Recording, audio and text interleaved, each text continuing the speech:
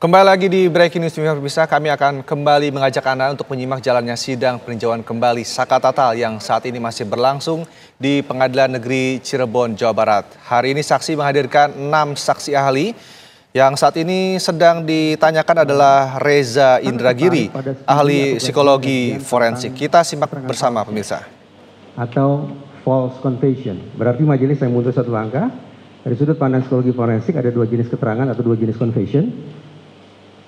Ada true confession, ada false confession. Kalau true confession kita tidak persoalkan karena sudah true, karena sudah senyatanya begitu, sudah asli, sudah sebenar-benarnya. Yang dipersoalkan yang kemudian menjadi objek kajian psikologi forensik adalah false confession, keterangan palsu, keterangan yang tidak sesuai dengan fakta. Sampai psikologi forensik menyimpulkan ada 3 jenis false confession. Pertama, voluntary false confession, sekiranya dibutuhkan saya bisa tulis.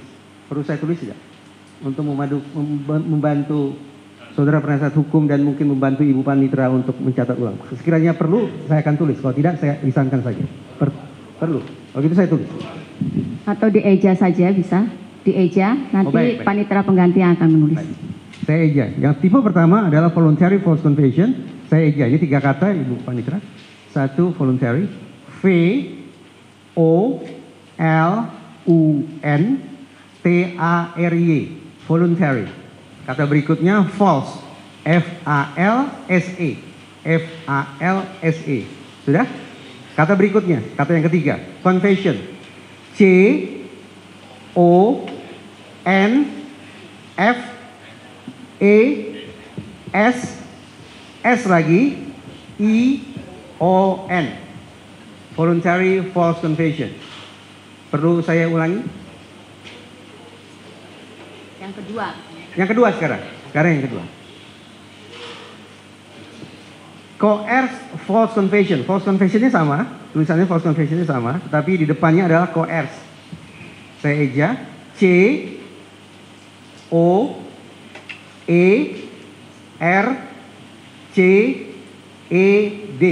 Coerced. Coerced false confession. Nanti akan saya Indonesiakan. Yang ketiga, false confessionnya tetap sama, yaitu internalized false confession. I-N-T-E-R, inter, masih gabung ya, inter, N-A-I-L-I, maaf, N-A-L-I-Z-E-D, internalized false confession. Sudah? Sudah ya, ada 3 ya. Ada 3 jenis false confession. Pertama saya ulangi, voluntary false confession. Yang kedua, coerced false confession. Yang ketiga, internalized false confession. Sekarang saya Indonesiakan. Jadi panjang, jadi kesannya bertele-tele. Yang pertama, voluntary false confession adalah keterangan palsu yang diberikan secara sukarela. Jadi panjang itu. Keterangan palsu yang diberikan secara sukarela. Jadi 6 kata sekarang. Tipe yang kedua adalah keterangan palsu yang diberikan berdasarkan tekanan dari pihak eksternal. Jadi panjang lagi. Yang ketiga adalah internalized false confession, adalah keterangan palsu yang sudah terinternalisasi oleh individu yang memberikan keterangan tersebut. Nah, sekarang saya coba elaborasi.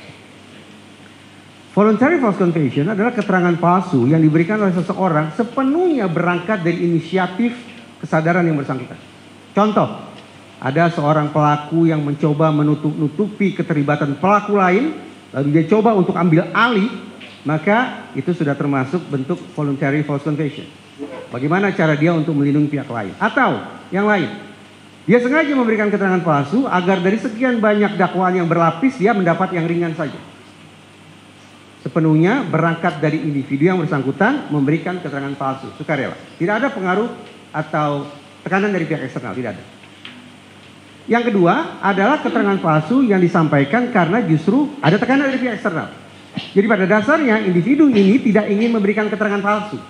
Tetapi dia memberikan keterangan palsu karena adanya pengaruh dari eksternal.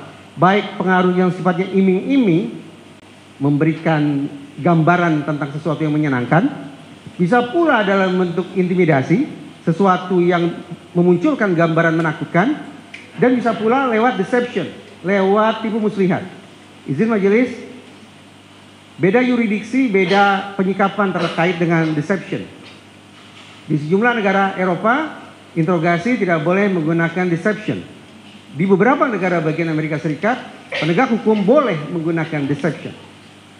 Deception bukan iming-iming, bukan intimidasi, tapi tipu muslihat. Misalnya, ini hanya contoh majelis. Coba kamu ceritakan, teman-temanmu yang lain sudah mengaku. Ini contoh deception.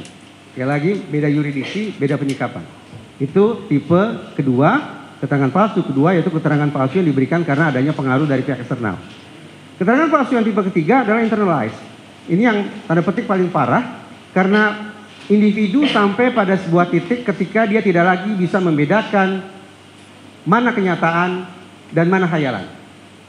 Proses pemeriksaan beruntun, proses pemeriksaan maraton, itu istilah populernya, tanpa disadari oleh personel penegakan hukum, justru bisa memunculkan keterangan palsu tipe ketiga ini. Contoh, ini hanya contoh majelis. Dalam salah satu kasus pidana terorisme sekian tahun silam, seorang, saya lupa apakah saksi ataukah terdakwa, mengatakan bahwa saya hadir dalam sebuah rapat bersama ABB. Saya sebut saja inisialnya. Bersama ABB. Dia katakan sekali lagi, saksi ini atau mungkin terdakwa ini saya lupa, mengatakan saya hadir dalam sebuah rapat dan di situ ada ABB. Ada terdakwa lain. Tapi dikejar oleh penasihat hukum.